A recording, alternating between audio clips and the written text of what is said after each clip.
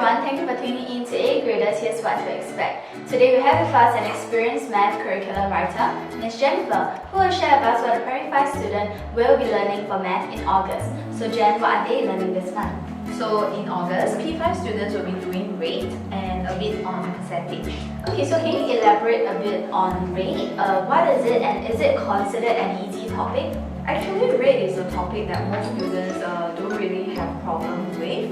So rate is a comparison of two quantities and is expressed as one quantity per unit of another quantity. So for example, if we say the printer prints at a rate of 100 pages per minute, highlight to students that per refers to 1. So we say that the printer prints 100 pages in 1 minute. So this topic is generally manageable for students.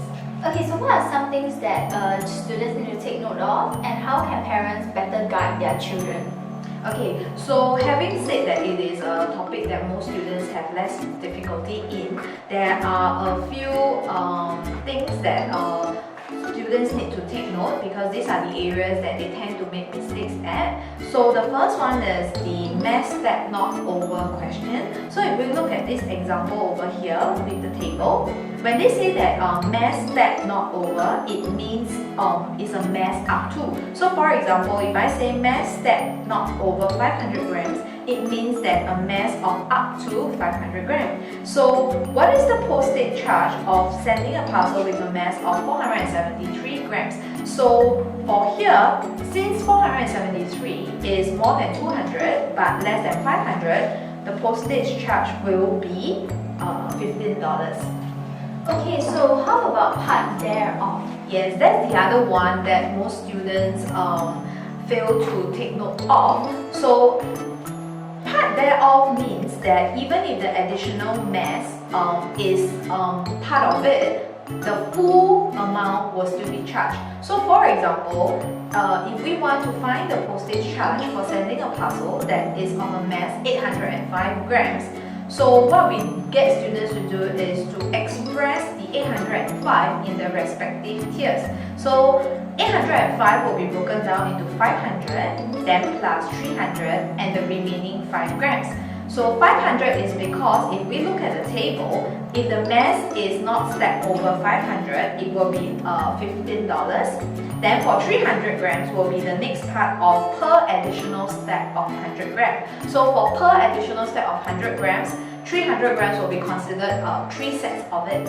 Okay, and the last one, which is the 5 grams, even though it does not hit 100 grams, but it is part of the 100 grams, so we will still charge it at the full amount of $4.20.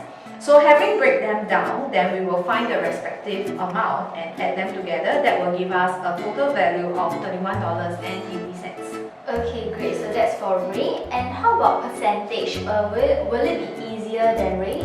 Okay, normally students will face more difficulty in percentage, but however at P5 they will still be doing the basics first. So the basics will be converting the percentages to fractions or decimal and vice versa. On top of that, the simple word problems will be percentage of the quantity and also word problems on GST, discounts and annual interest. Okay, so do you have any tips to share with us on this topic? Okay, so students are sometimes confused when do they multiply by 100% or when do they divide by 100%. So what we can highlight to them is to recall that when you write it in percentage, you will have a percentage symbol.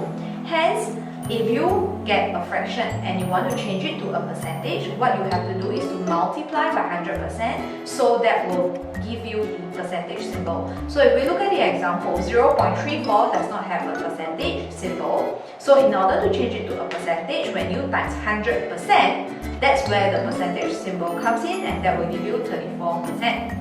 Same thing for conversion from percentage to fractions or decimal. Recall that there is already a percentage symbol. So to convert to fractions or decimal, you will need to get rid of that symbol. Hence, we divide by 100%. So having said that, if we look at 34% and I want to change it into fraction or decimal, I will divide by 100% and that will get rid of the percentage sign and I will get 0.34 or 17/50 in its simplest form.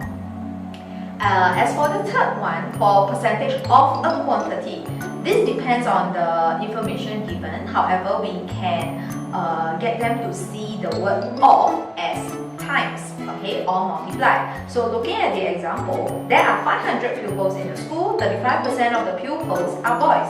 How many boys are there in the school? So 35% of the pupils, we can change it to 35% of the pupils information is given, that is 500. Then the next step, we change the word of to times. Then from there, we will be able to change the percentage 35% to a fraction and find the answer. Hence, there are 175 boys in the school. Okay, so we'll actually look at more word problems for math next month, so stay tuned. Thank you very much.